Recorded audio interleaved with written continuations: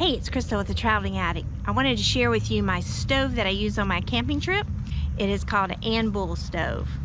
And if you want to see other things that I use in the van, let me know and I'll start sharing those. I'm not trying to make money off of it. As a matter of fact, I'm not even affiliated with it. I just wanted to share with you the reasons why I like the Anbull stove. I'm not going to open it up in a new package or anything like that because I wanted to use it and see how it worked and see if I liked it so I could share it with you. I wanted something that I didn't have to worry about fuel, didn't want to have to worry about, you know, did I have propane, did I have the little containers? If I ran out, I wouldn't be able to cook. So I chose a stove that I can use wood, charcoal, anything that I can burn. I can use as a fuel source to cook my food. So let me show it to you. I really love it. It weighs 12 pounds, so it's not for backpacking, but it's great for the van. The top part is cast iron, so yeah,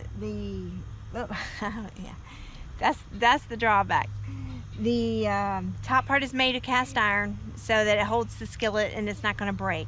The whole thing is insulated so I can put my hands on it even while the fire's going, and the bottom doesn't get hot as well that it's sitting on. So basically you just put sticks and leaves and whatever in here, get it started. Then I could add this and add the sticks and feed them into this rocket stove. I forgot to get the price on it. I'll put the price and how much it was. I think they're sold out at the moment because I was just looking at it, but they should have some in restock soon. So I just wanted to share that with you. I really enjoy it. I think it's gonna be great on my travels. I don't know too many places I would be without some kind of fuel source, whether it's charcoal, limbs, logs, twigs, dead grass, pine cones, whatever. I can cook and boil water, cook whatever I want to do. And it doesn't take a whole lot. It really doesn't. You can do a few. I bought a hatchet and I can do some slivers on a log or something.